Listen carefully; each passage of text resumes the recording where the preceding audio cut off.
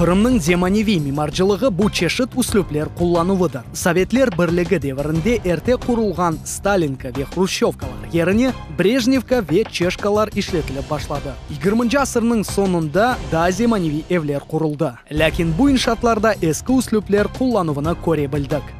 Умумен алганда 70 ел ичинде Кырымның керчек сымасы бутунлей силенген эди.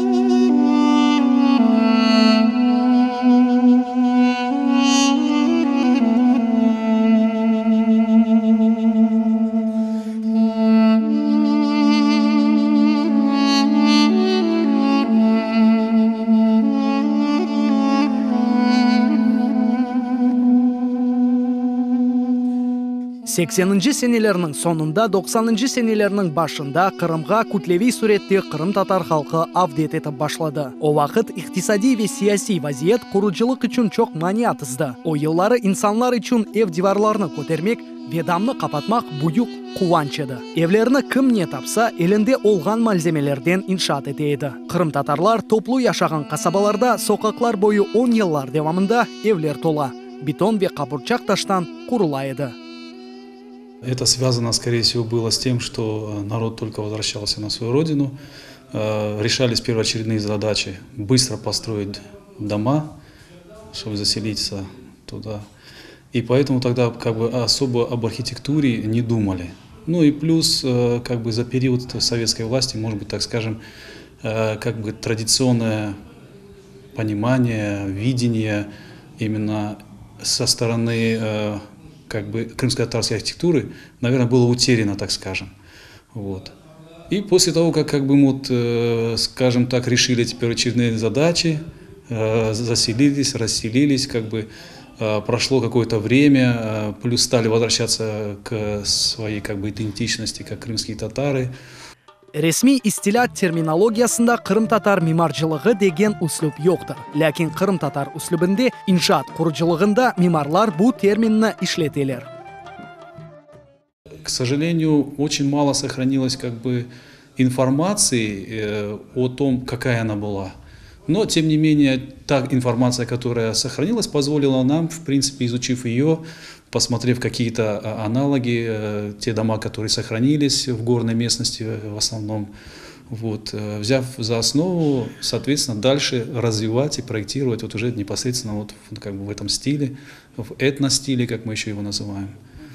Ну и слава Богу, сегодня, Аллаха шукр, много наших соотечественников именно заказывают непосредственно уже в этом стиле и именно обращаются к нам за такими проектами.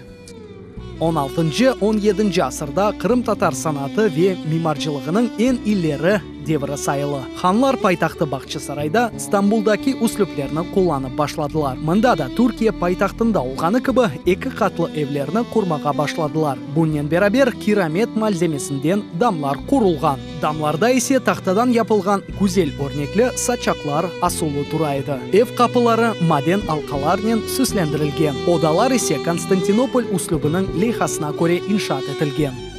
Большое влияние, я думаю, что у нас было, соответственно, с турецкой архитектурой. Созвучие есть, это староосманская архитектура, как можно сказать. Если мы посмотрим деревни Турции старые, мы можем очень много увидеть общих черт. Да, я бы даже сказал, наверное, горная архитектура у нас идентичная вообще практически. Те же приемы. И сегодня это дает нам возможность что-то подглядывать там и тоже применять в наших проектах.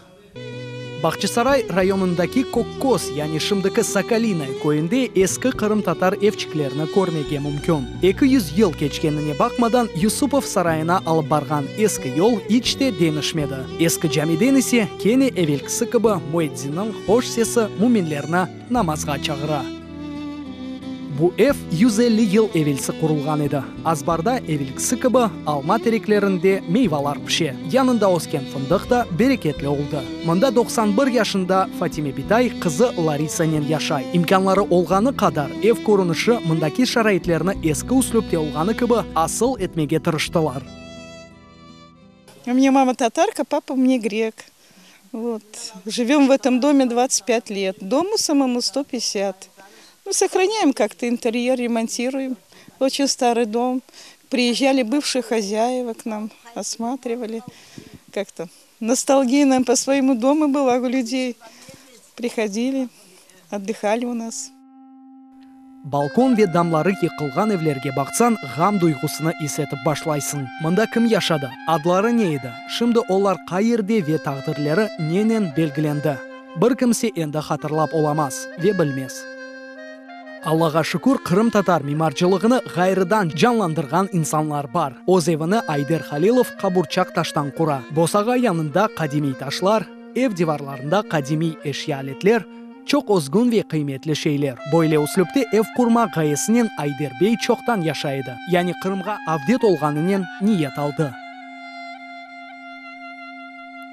Ну, мы изначально планировали дом построить вот здесь вот, но потом вот мы познакомились с Айдером Ягьяевым, архитектором. Вот. И вот вместе вот решили вот с местного камня, с местного материала, вот, черепицу, вот в нашем национальном стиле вот решили построить. Ну, мы вот планировали здесь такой вот изначально музей, что-нибудь такое сделать. И вот мы до сих пор вот работаем, делаем это вот.